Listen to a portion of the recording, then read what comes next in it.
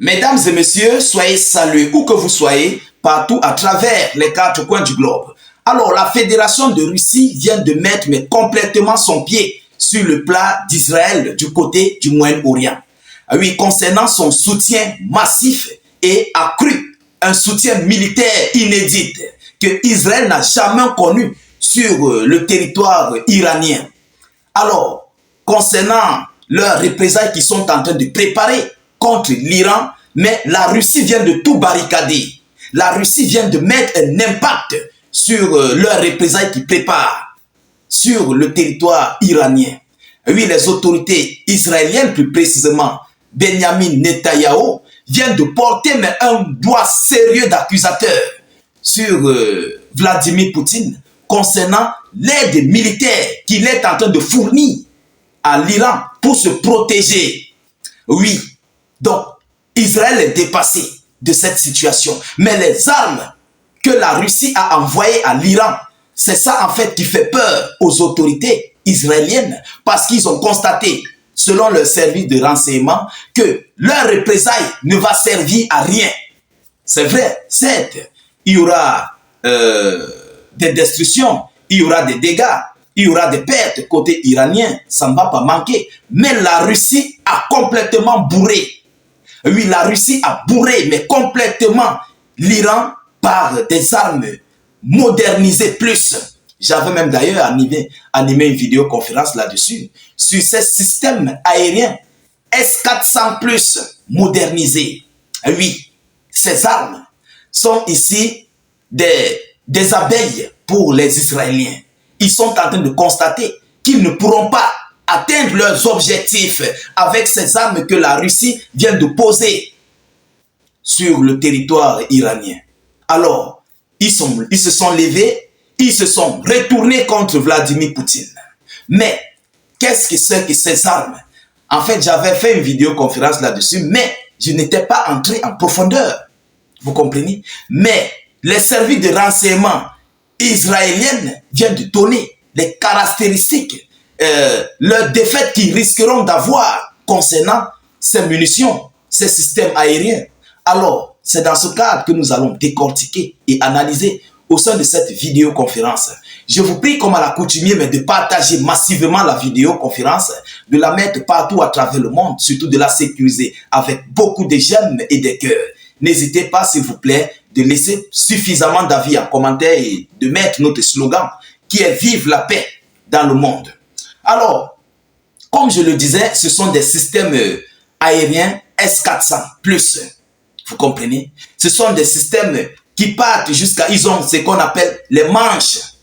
Ah ouais, quand vous comprenez manches. Donc, il va même au-delà de ses capacités.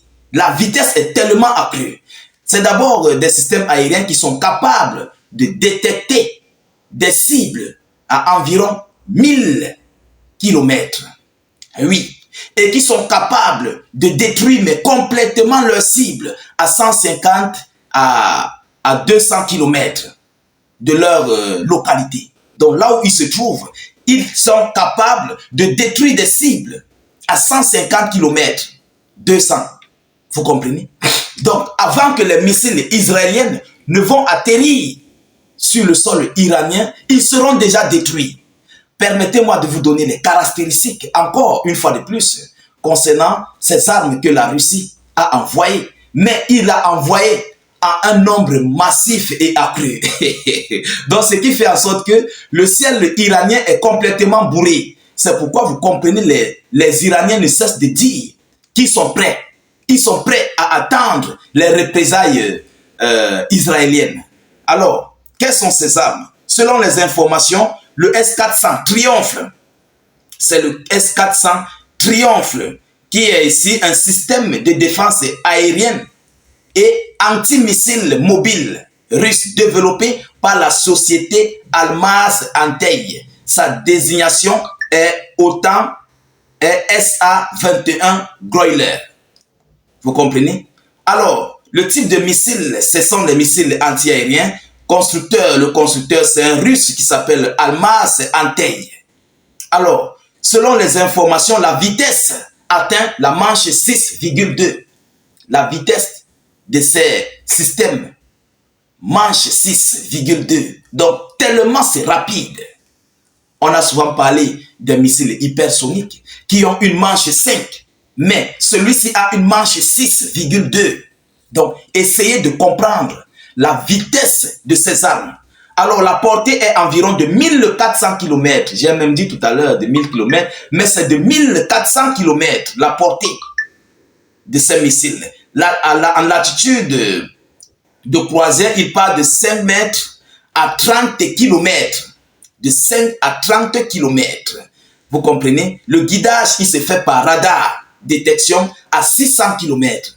Son guidage, ça se fait par radar. Donc, ce système a un système radar. Ah oui, il rôde, il tourne, il cherche des cibles. Et ça part ici à 600 km. Vous comprenez? Alors, voilà où les autorités israéliennes sont complètement dépassées de la Fédération de Russie. Parce qu'ils s'étaient tournés du côté des États-Unis d'Amérique. Et vu que l'Iran avait apporté et continue d'apporter un soutien à la Russie pour faire face à l'Ukraine, alors la Russie aussi a décidé à son tour de l'apporter, mais un soutien massif. Vous comprenez? Et vu que la Russie ne peut pas demander à Israël de ne pas faire des représailles, parce que Israël et la Russie s'entendent bien, il faut le dire. Ils s'entendent.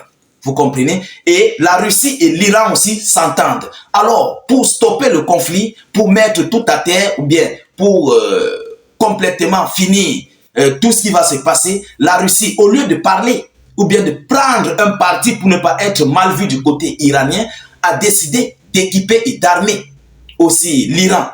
Alors, les autorités israéliennes vont s'abstenir. Vous comprenez? Ils vont s'abstenir. Ah oui, parce qu'eux-mêmes vont constater que leur représailles qu'ils vont faire ne va aboutir en fait à rien. C'est pourquoi les autorités israéliennes portent un doigt accusateur à la Fédération de Russie d'avoir mis son pied dans leur affaire du côté du Moyen-Orient. Mesdames, Mesdemoiselles et Messieurs, on ne sait pas ce qui va réellement se passer. Mais les autorités israéliennes sont décidées à passer aux représailles. Hier, le ministre de la Défense, M. Yao Galan, a émis un communiqué que je vais vous relayer dans une autre vidéoconférence, mais qui dit ici qu'ils vont revenir, mais en force. Vous comprenez? Alors, on ne sait pas ce qu'ils préparent. Oui, on ne sait pas ce qu'ils préparent. Parce que ces systèmes aériens russes sont des systèmes qui portent vraiment beaucoup de missiles et qui sont capables de détruire des cibles avant même que ça n'atterrisse sur le territoire. Alors, on ne connaît pas la stratégie qu'ils vont préparer, mais à ce que je sache, pour que Israël puisse remplir sa mission qu'ils veulent sur le territoire iranien, il va falloir beaucoup d'efforts. Oui, il va falloir extrêmement beaucoup de dépenses. Vous comprenez? Alors, ce sont ces dépenses-là. Ça va aussi jouer sur le pays.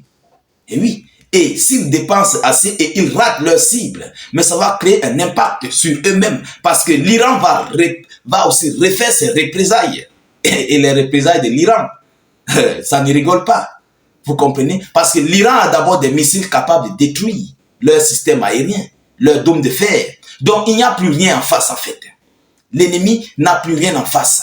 C'est le champ de maïs. Il suffit qu'on appuie là-bas en Iran, ça va trouver Israël au calamar. Donc, voilà où il y a des inquiétudes. Mesdames, Mesdemoiselles et Messieurs, c'est cette information que j'avais à vous relayer dans cette vidéoconférence. On attend la suite de ces hostilités. Je ne manquerai pas de vous tenir informé de cela. Alors, partagez au maximum la vidéoconférence. Surtout, cliquez sur notre lien de la chaîne YouTube. En commentaire, nous réalisons aussi des vidéoconférences là-bas. Et YouTube est très fiable. Vous comprenez?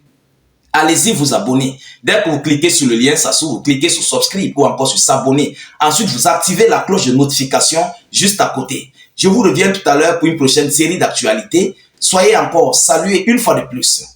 Ciao, ciao.